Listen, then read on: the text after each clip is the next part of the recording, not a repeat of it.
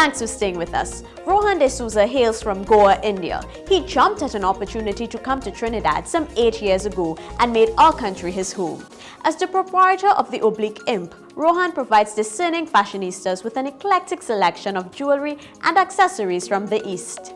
Tell us a bit about yourself and your background and how you got into this business. I grew up in Bombay City. It's Mumbai now. It wasn't when I grew up there. I spent most of my childhood years there, and then I moved out somewhere around the age of 18 to go to Pune to study. I graduated in philosophy, after which it was time to do the masters, and I didn't really want to continue down that avenue no more. I really liked the subject, but when I started off, but then I grew up, I didn't like it very much anymore. I didn't like the approach anymore. So I went to the Osho ashram, where I spent another 2.5 years. And somewhere around that point, at the Osho ashram, my job there was to introduce people to the ashram. I'd take them around and tell them where different meditations happen and so on. Around that point, my dad got posted to Trinidad and I got a free ticket. That's how I came here. So pleased about that one. When I reached here, I didn't really have a plan of action as such, but I noticed that there were a lot of Indian people here, and I was trying to make sense of where I'd fit in and how I could make a difference. They had something called the Indian Expo. They still have it, so I decided to go and see what it was about, and I noticed that a lot of what was selling there was sort of representing only a particular kind of India, not the India that I remember coming from. And I thought that I could do some justice to representing what I know India to be.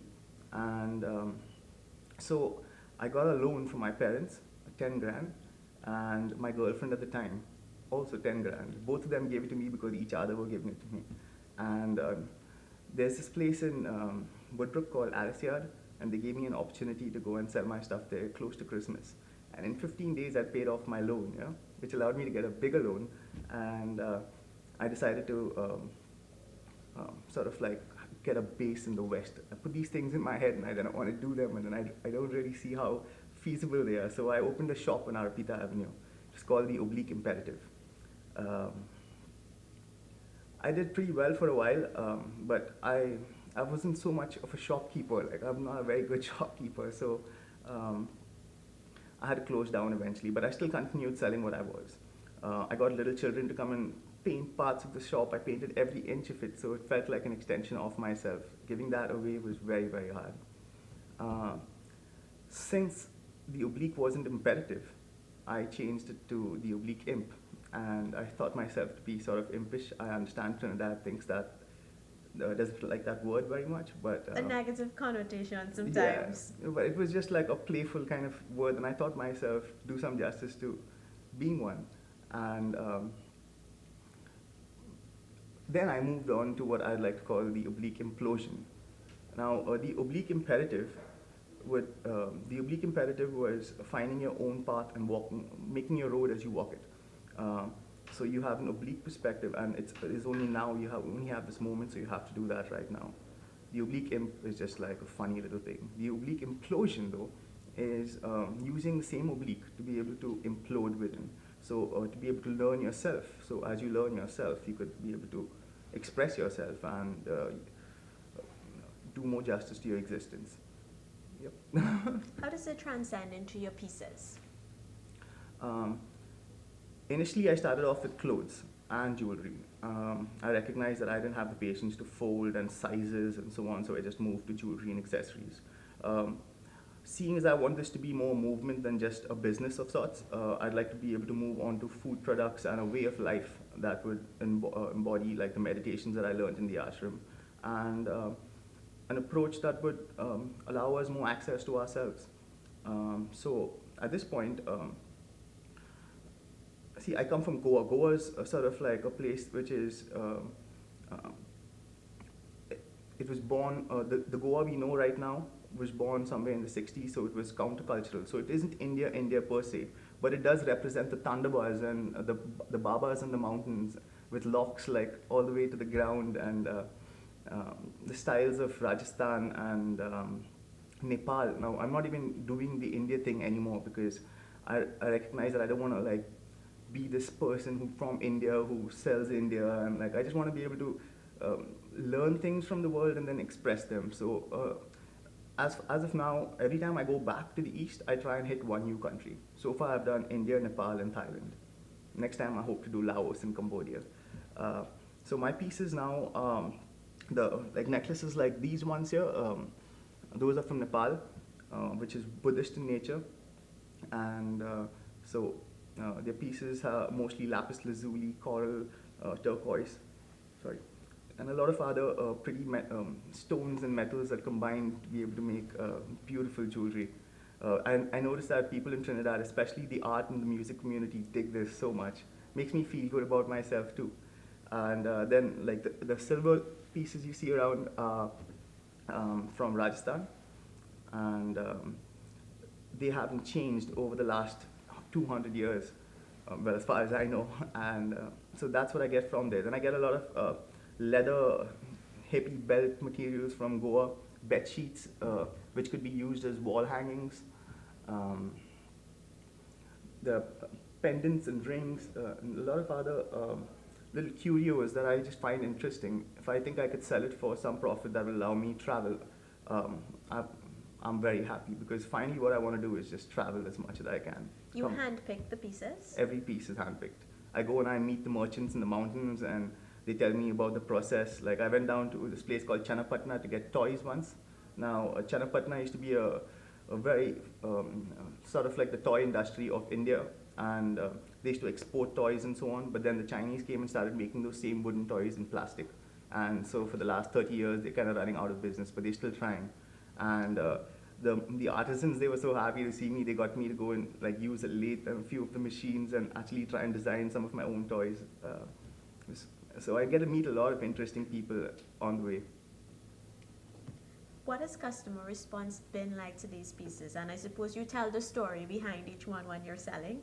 Oh yeah, I love that. People's faces light up, and they all somehow, I don't know if it is that I am approachable, but they seem to ask me questions about pieces, and if I don't know, I'd let them know. But if I do, I could see their faces light up to the and like they want the pieces more, or they'd like to tell a story about them.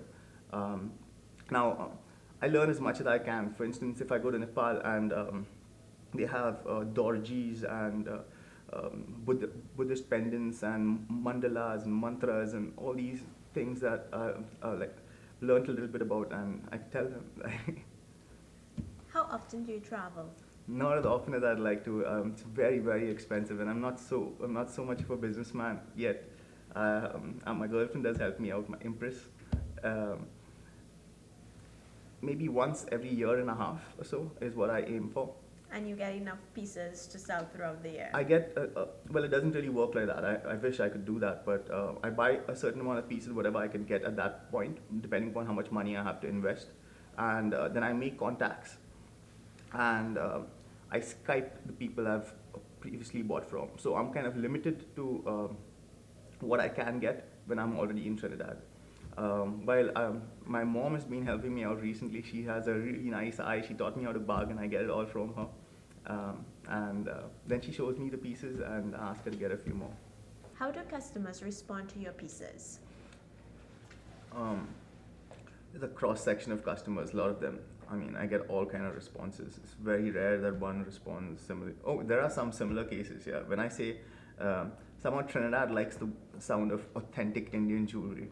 You see, authentic Indian jewelry, like someone from South comes down, like, you know, they just love everything. If I find, you know, sort of like a well-traveled, exposed artist or something, they'd ask me intricate questions that I'd have to say I don't understand, or I don't know how to answer that right. And it's very entertaining. Like, I've learned a lot from like what customers have asked me, and I've learned a lot about my pieces. I go back and like research the pieces if I don't know the right answer, and I'm very happy to do that. I've because of this, like, I've started studying stones.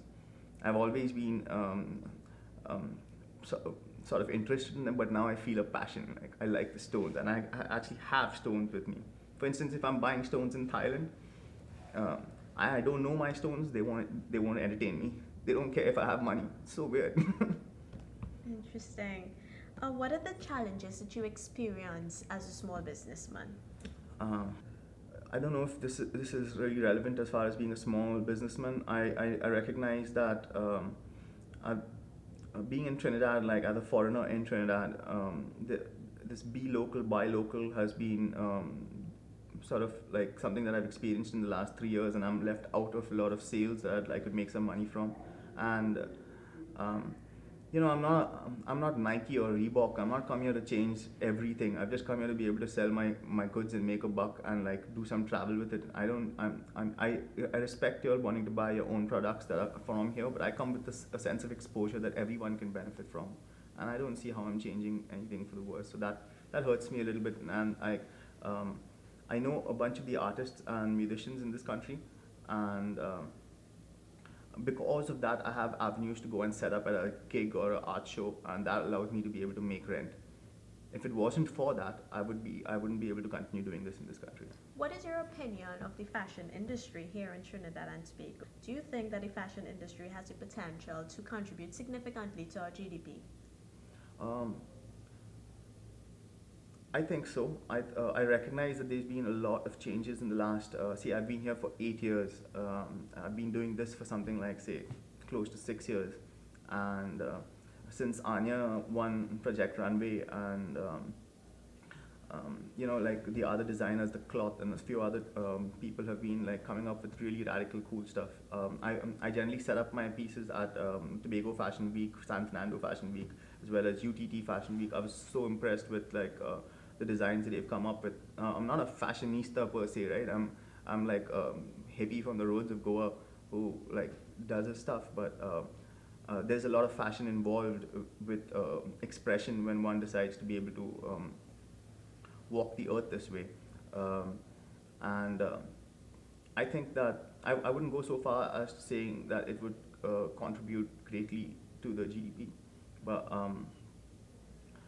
I do think that there's potential to get there soon, and if people work together and they have a few more shows, I think there's a lot of potential in this country. There's a lot of creative people around. I'm baffled by it every day. You mentioned that you do set up or you do displays at some shows, some events, but where else can customers find you? Right now, since I closed my shop down, I live at St. Augustine. That's right behind Orsonville Plaza. People are welcome to come and check me there. My girl and I are trying to be able to get down to town, somewhere in the Woodbrook vicinity, because that's my clientele mostly. Somewhere around, I don't want to go back to the avenue. I used to be a mascot there as far as I remember. So, but somewhere in that vicinity where I could live, have a residential space by which I live at the back and like sell things in the front. Probably sell some juices alongside. And before I get the health foods down, I'm working on getting health foods down probably by around August or so. I have a few trainee people who are going to be helping me with that project. So yeah, I have my Facebook page which helps me sell a lot. It's called the Oblique Imp at this point. If it changes, it's going to be changing to the Oblique Implosion shortly. So that's primarily how you promote via Facebook? That's it. I'm working on my website too. I have a few friends who are helping me put that together. And yeah, I really hope all this works out. There's so much to look forward to, and I could see that what I'm doing right now is something I feel incredibly passionate about, and I'd like to keep doing this for a while. And I know that if I keep trying hard and working hard towards doing that, like I could make a bigger difference than I am now. There's a lot in store then for the Oblique Implosion. Yes, thank you. I'd like to think so. Once the website is out, I'd like to be able to like move towards other islands, and I don't want to be stuck in one place. Now Trinidad is close to my heart, and I've spent so much time here. I've given this country my prime, but I would like to see some of the other islands, and I'd like to be able to expand. I'm also working on like fixing this whole businessman situation because I'm terrible at it, and I could see myself making some progress slowly but surely. We've come to the end of this week's episode of Market to Market. Thanks for staying with us. As always, we enjoy hearing from you. Connect with us on Facebook and Twitter. We welcome your comments, feedback, and suggestions. Take care, and we'll see you next week.